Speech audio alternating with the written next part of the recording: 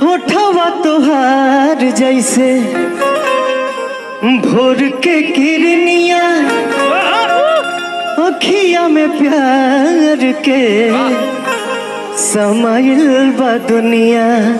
जियो India बुझाला ऐसे जैसे चांद सजले बड़े भगवान, बड़ी फुर्सत से तोहरा के बनौले बड़े भगवान, बड़ी फुर्सत से तोहरा के बनौले बड़े।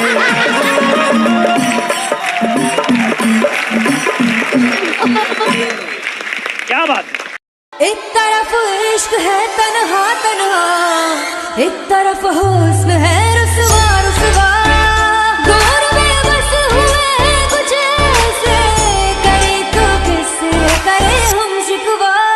दिल गलती कर बैठा है, गलती कर बैठा है दिल, दिल गलती कर बैठा है, गलती कर बैठा है दिल, दिल गलती कर बैठा। तू बोल दोबारा क्या होगा माही रे, मोहब्बता सचिया रे, मंगदा नसीबा कुछ और है।